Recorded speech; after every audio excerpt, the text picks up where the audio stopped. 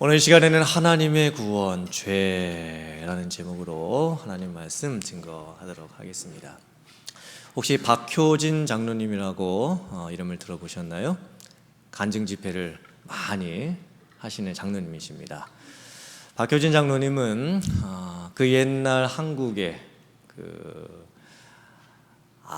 악한 사람들 이렇게 모아놓는 그 청송구치소에서 교도소에서 교도관으로 일을 하셨습니다. 그리고 서울구치소 교도 대대장을 역임하셨고 법무 연구소에서 또 교정관을 또 지내셨습니다. 장로님께서 살아생전에 극악무도한 그런 범죄자들을 많이 만나셨고 특별히 사형수들을 많이 만나셨습니다. 장로님께서 쓰신 간증책이 있는데 하나님이 고치시지 못할 사람은 아무도 없다. 제가 그 책을 참 오래전에 한국에서 읽었었는데 그 책을 읽을 때 첫 페이지부터 마지막 페이지까지 단숨에 쉬지 않고 읽었습니다. 왜냐하면 너무 가슴 절절한 내용들이 많이 있었기 때문에 읽어가면서 이걸 책을 내려놓을 수가 없었습니다. 그래서 단숨에 그 책을 읽었었고요. 그리고 제가 먼저 사역했던 교회에 장로님이 오셨었어요. 그래서 간증을 하셨습니다. 그래서 제가 직접 그 간증도 들었었는데 제가 오늘 그 간증 중에서 하늘 가는 사형수 용필이에 관련된 이 간증만 제가 짧게 말씀을 드리도록 할게요. 용필이는 사형수였습니다. 인간미도 없고 진실성도 없고 그리고 삶을 포기한 사람들 안에서 나오는 오기가 그 눈빛에 서려 있는 사람이었습니다. 박 장로님께서는 그런 용필이를 정말 감싸주고 또 예수님의 그 복음을 어떻게 전해줄 수 있을까 만날 때마다 복음을 전했습니다. 장로님께서 용필이에게 이렇게 말씀하셨겠지요. 야 용필아, 네 예수님 안 믿으면 2번 죽는데 넥타이 공장에서 목 매달려 죽는 것보다 지옥불에 떨어지는 것이 더 무섭대. 이 넥타이 공장이 뭐냐면 그 사형장을 뜻하는 그 은어인 거예요. 그럼 이제 용필이가 이렇게 대답을 했겠죠. 계장님 그런 소리 하지 마이소. 계장님 죽어봤습니까? 죽지 않고서 어떻게 지옥에 있는 걸 알 수 있습니까? 괜한 공갈 나한테 지지 마시고 그런 게 어디 있습니까? 아마 이렇게 대답을 했을 겁니다.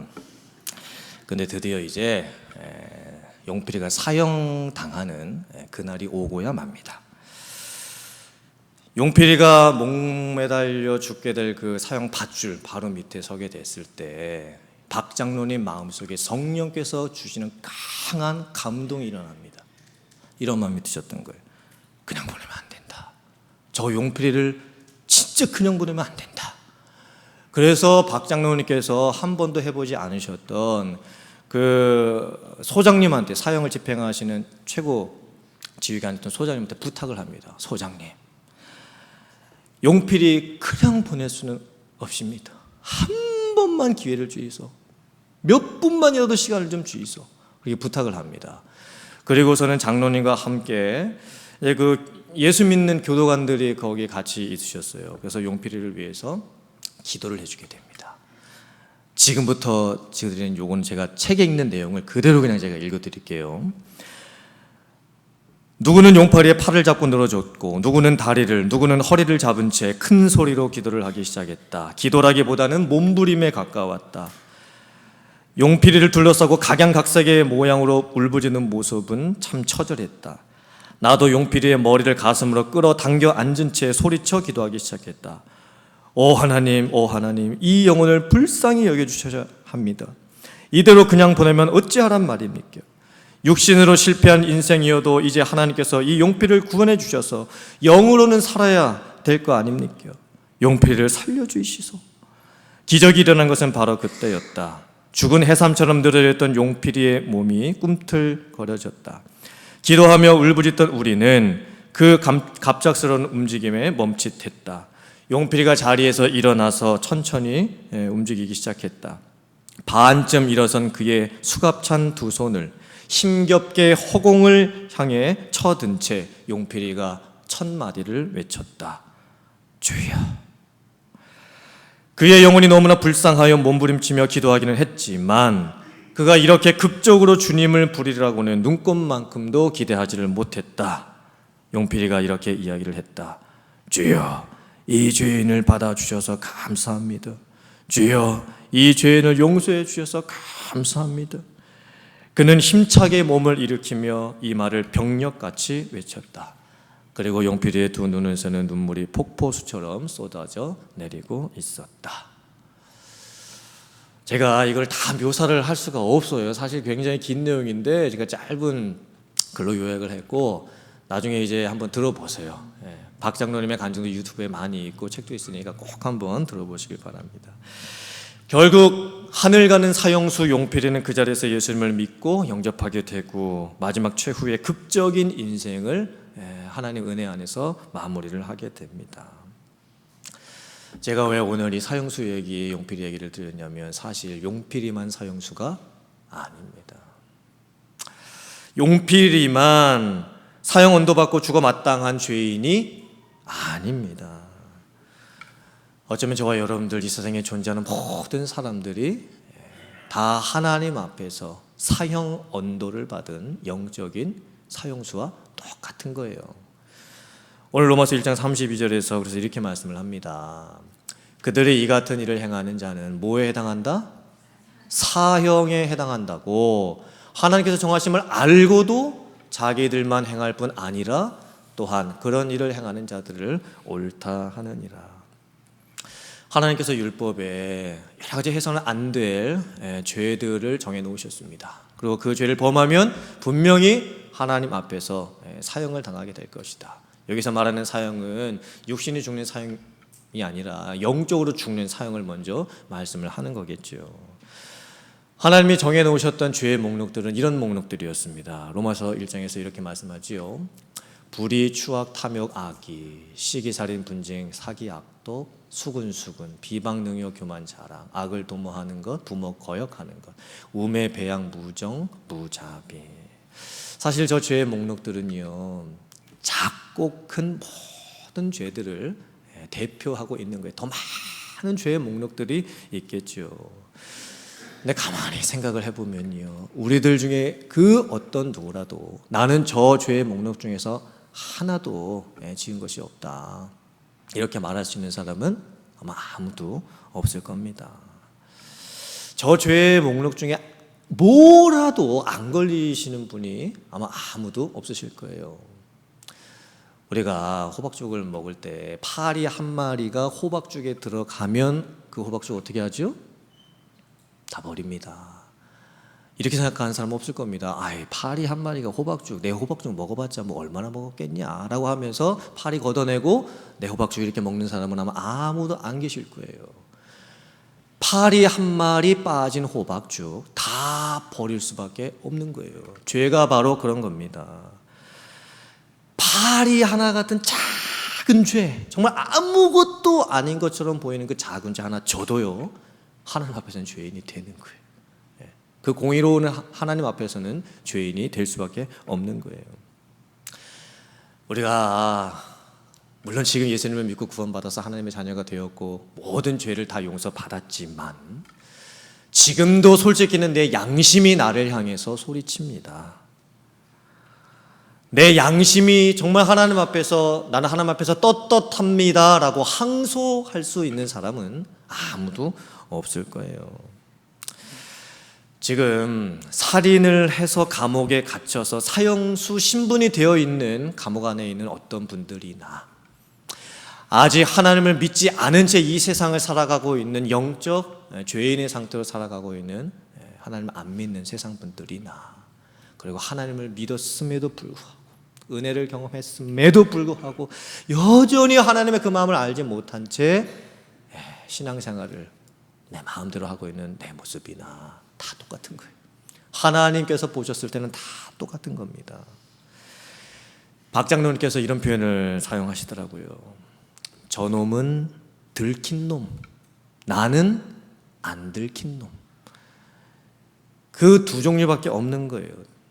죄가 있는데 그 죄가 들켜가지고 그 죄의 형벌을 받고 있는 사람들이나, 아니면 죄가 있는데 그걸 아직까지는 다른 사람에게 안 들키고 있는 사람들이나, 내가 어떤 사람인지, 내 못나고 추하고 남에게 보이기 싫은 모습들, 드러내지 않고 싶은 모습들, 안 들키고 싶은 모습들 적절하게 포장해가지고 감추어져 살고 있는 우리들의 모습. 교도소에서 극악무도한 죄를 짓고 남에게 죄를 들켜서 사형수로 죽는 죄인이나 지금 나나 똑같은 거예요. 하나님 앞에서는 똑같습니다. 그게 우리의 인간적인 실존의 모습인 거예요. 최근에 한국에서 그 뉴스를 보면 화성 그 연쇄 살인 사건에 대한 이슈가 아주 지금 크게 뉴스로 보도되고 있습니다. 30년 전에 발생했던 사건이었습니다.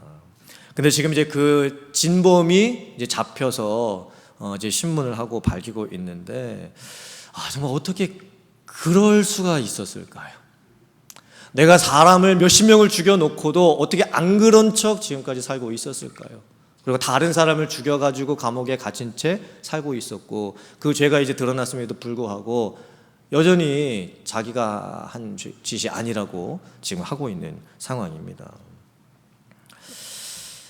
근본적인 원인이 뭘까요? 사람에게 놓여져 있는 이 죄성이 얼마나 무섭길래 우리들은 이렇게밖에 살 수가 없는 걸까요? 그럼 나는 어떤 걸까요? 하나님 앞에 서 있는 나는 과연 어떤 모습일까요? 한번 살펴봤으면 좋겠습니다. 로마서 1장 25절의 말씀입니다. 화면 보시고 같이 한번 봉독해 볼까요? 자, 시작. 이는 그들이 하나님의 진리를 거짓 것으로 바꾸어 피조물을 조물주보다 더 경배하고 섬김이라. 주는 곧 영원히 찬송하실 이시로다. 세상 사람들이 자리를 바꾸어 버렸습니다. 하나님의 자리와 피조물의 자리를 바꾸어 놓았습니다. 하나님 그분 자신보다 하나님께서 주신 것들의 마음을 뺏겨 버렸습니다. 그래서 생명을 주신 그 하나님, 모든 것을 주신 그 하나님보다 지금 내 손에 쥐어져 있는 여러 가지 세상 것들의 마음을 뺏기고 살아가고 있습니다. 우리들의 삶에 하나님을 대신하고 있는 것들이 얼마나 많은지, 하나님이 계셔야 될 그 중심의 자리에 내가 얼마나 많은 것들로 대치를 시켜 놓았는지, 셀폰부터 시작해서 인터넷, 자동차, 돈, 지위, 음식, 술, 오락, 사실 내 삶에 하나님보다, 하나님께서 만들어 놓으신 이 세상에 있는 이 피조물들을 내가 더 경배하고 섬기는 모습으로 살아가고 있는 그 모습이 나에게 얼마나 많이 있는지 모릅니다. 성경이 말씀하고 있는 이 죄의 본질은 뭐냐면요, 성경은 죄를 겉으로 드러난 죄의 현상을 가지고 죄라고 말씀하시지 않습니다. 시기하고 미워하고 싸우고 욕하고 살인하는 남에게 들킨 죄를 갖고 죄의 본질이라고 말씀하시지 않는 거예요. 죄의 본질은 뭐냐면요, 하나님을 떠나 있는 상태가 죄입니다. 그리고 창조자 하나님의 위치를 이 피조물의 위치랑 바꾸어 놓아서 그 마음이 하나님께로 떠나 있는 상태로 내가 하나님 없이도 나는 이런 것들 갖고 잘 살 수 있다 라고 하면서 살고 있는 내 삶의 상태, 그거를 성경은 죄의 본질로 말씀을 하고 계시는 거예요. 그래서 하나님께서도 더 이상 이제 어찌 하실 수가 없으셔서 하나님께서 우리에게 마지막으로 내리시는 형벌이 있어요. 그게 뭐냐면 내어버려 두심입니다. 우리 로마서 1장 24절, 26절, 28절의 말씀인데요, 세 번이나 반복해서 무슨 말씀을, 하나님께서 어떠한 죄의 형벌을 우리에게 주셨는지 한번 살펴보았으면 좋겠습니다. 글자가 조금 작기는 한데 저랑 같이 한번 봉독해 보겠습니다. 24절 시작. 그러므로 하나님께서 그들을 마음의 정욕대로 더러움에 내버려 두사 그들의 몸을 서로 욕되게 하게 하셨으니. 26절 시작. 이 때문에 하나님께서 그들을 부끄러운 욕심에 내버려 두셨으니. 곧 그들의 여자들도 순리대로 쓸 것을 바꾸어 영리로 쓰며. 자, 28절 시작. 또한 그들이 마음에 하나님 두기를 싫어하며 하나님께서 그들을 그 상실한 마음대로 내버려 두사 합당하지 못한 일을 하게 하셨으니. 도대체 우리가 이 세상에 살고 있는 죄인들이 얼마나 하나님 앞에서 죄를 지었길래, 그 죄의 깊이와 넓이가 얼마나 깊고 넓길래 하나님께서도 도저히 어떻게 하실 수 없으실 정도로 그냥 우리들을 내어버려 두셔야만 하셨을지, 그렇게 하실 수밖에 없으셨던 그 하나님의 마음은 또한 얼마나 안타깝고 아프셨을지. 하나님께서 사람들을 내버려 두셨다. 물론 이 말씀을 오해하면 안 되겠지요. 하나님께서 우리들에게 그냥 니들이 알아서 그냥 살아봐라, 네 마음대로 살아봐라 라고 하면서 우리들이 무슨 죄를 짓든 방조하고 방관하고 계신 것이 아닙니다. 하나님께서 사람들을 내어버려 두실 만큼 그만큼 사람들의 죄성이 크다라는 것이겠죠. 하나님께서 기회를 참 많이 주셨습니다. 하나님을 믿을 수 있는 기회, 회개할 수 있는 기회, 돌이킬 수 있는 기회 많이 주셨음에도 불구하고 사람들의 마음이 어때요? 마음에 하나님 두기를 싫어해요. 하나님을 떠납니다. 그리고 하나님께서도 이제 더 이상은 어떻게 하실 수 없을 정도로, 내어버려 두실 수밖에 없을 정도로 그렇게 사람들이 자기 마음대로 살고 있는 거예요. 차라리 매 맞는 게 나은 겁니다. 하나님께 버림받은 바 되어서 내가 죄를 짓고 있는데도 불구하고 하나님께서 나에게 징계의 매를 대시지 않는 상태, 이게 정말 인간 실존의 가장 무서운 모습인 거예요. 하나님의 간섭은 사랑입니다. 근데 하나님의 심판은 포기인 거예요. 이게 더 무서운 겁니다. 우리가 자녀들 키우다 보면 자녀들이 말을 안 들을 때가 있죠. 정말 그렇게 얘기를 했는데도 불구하고 자녀들이 부모님의 마음을 몰라줄 때가 있습니다. 그럼 부모님의 입에서 나오는 마지막 그 말이 뭐죠? 해보셨잖아요. 뭐라 그러셨어요? 그래 이놈아, 이제 네 마음대로 한번 해봐라. 그런데 이 말은 정말 부모님이 그래 이제 네 마음대로 살아라, 부모의 자녀의 인연도 다 끊고 이제 너 나가 살아라, 이런 뜻이 아닌 겁니다. 부모님의 그 속마음에는 자녀가 잘 되었으면 하는 마음이 있지요. 간절한 바람이 있습니다. 근데 자녀가 도무지 부모님의 마음을 이해하려고 하지도 않고 부모님의 마음을 속을 끓이고 있을 때 이게 피 끓는 마음으로 부모님이 어쩔 수 없이 그 얘기를 할 수밖에 없는 거예요. 네 마음대로 살아라 라고는 부모님이 말씀하셨지만 정작 그 마음속에는 부모님의 끓는 사랑이 포함되어 있는 거예요. 하나님의 마음도 똑같으신 거예요. 그러니까 저와 여러분들의 모습을 하나님께서 보셨을 때에 그냥 내버려 두실 수밖에 없는 그런 안타까운 그런 상태로 저희들이 살고 있는 거예요. 근데 하나님의 속마음은 그렇지 않으신 겁니다. 어떻게든 그 죄 가운데 있는 하나님의 백성들이 돌아오기를 원하는, 세상 가운데 하나님을 떠나 살고 있는 죄인들이 돌아오기를 원하시는 하나님의 마음이 거기에 담겨져 있는 것입니다. 오늘 저희들이 말씀을 보면서 그 하나님의 마음을 확인했으면 좋겠습니다. 그리고 결단하고 이제 돌아갔으면 좋겠습니다. 하나님의 그 사랑이 얼마나 놀랍고 또 내가 하나님 보셨을 때 얼마나 죄인인지 살펴보길 원합니다. 그리고 느끼고 깨닫기를 원합니다. 예레미야 31장 20절의 말씀입니다. 우리 화면 보시고 같이 한번 봉독해 보겠습니다. 시작. 에브라임은 나의 사랑하는 아들, 기뻐하는 자식이 아니냐. 내가 그를 책망하여 말할 때마다 깊이 생각하노라. 그러므로 그를 위하여 내 창자가 들끓으니 내가 반드시 그를 불쌍히 여기리라. 여호와의 말씀이니라. 아멘. 하나님이 우리를 사랑하시는데, 죄인들을 사랑하시는데 어느 정도까지 사랑하십니까? 하나님의 이 마음 안에 있는 그 창자가 끓는 것처럼 우리를 사랑하신다 말씀을 하시는 거예요. 우리를 불쌍히 여기시는데, 긍휼히 여기시는데, 정말 저 죄인들이 지금 하고 있는 저 여러 가지 죄의 모습들을 어찌 하실 수가 하나님이 없으셔서 바라보실 수밖에 없는 그 안타까운 마음으로 지금 저와 여러분들 하나님이 보고 계신 거예요. 또 이사야서 49장 15절에서도 말씀합니다. 화면 보시고 같이 한번 봉독해 보겠습니다. 시작. 여인이 어찌 그 젖먹는 자식을 잊겠으며 자기 태에서 난 아들을 긍휼히 여기지 않겠느냐. 그들은 혹시 잊을지라도 나는 너를 잊지 아니할 것이라. 아멘. 불쌍히 여겨주심, 긍휼히 여겨주심. 이 긍휼이라는 단어가 히브리어로 라함이라고 합니다. 이거는 자궁이라는 뜻을 가지고 있어요. 그러니까 어머니의 그 태중에 있는 그 아기가 어떻게 그 어머니의 태중 안에 있습니까? 생명싸개로서 보호를 받고 있는 상태이지요. 연약한 그 아기, 부족한 그 아기, 어머니의 태중에 있어야만 그 생명을 유지할 수 있는 겁니다.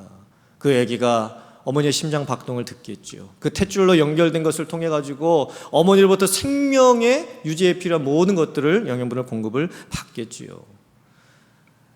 하나님께서 저희들을 지금 그렇게 싸매주고 계신 거예요. 생명싸개로 싸매주고 계신 거예요. 그리고 우리를 긍휼히 여기신다 말씀하고 계십니다.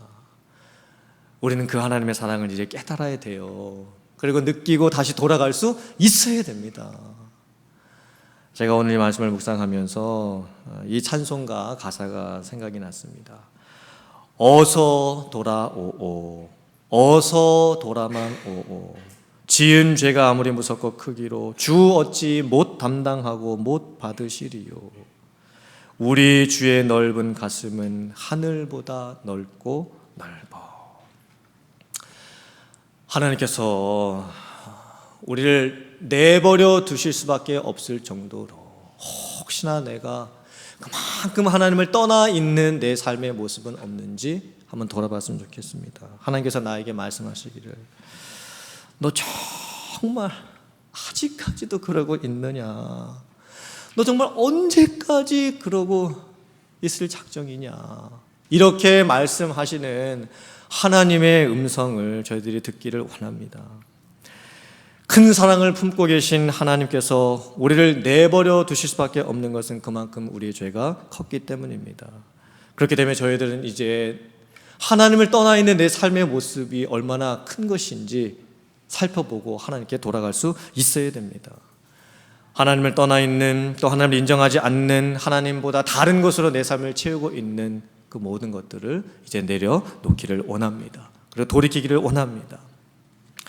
이제 영적으로 죽어서 사형 언도가 내려져 있음에도 불구하고 하나님의 그 사랑을 깨닫지 못하고 있는 그 나의 연약한 모습을 이제 내어놓고, 혹시나 내 삶 가운데서 피조물을 하나님보다 더 경배하고 섬기고 있었던 그런 모습이 있었다고 한다면 다시 한번 그 모든 것들을 내려놓고, 하나님께서 내버려 두신 채도 모르고 내 마음대로 살고 있었던 그 모든 모습들을 이제 벗어나서 하나님께 돌아갈 수 있는 저와 여러분들 될 수 있기를 주님의 이름으로 축원합니다.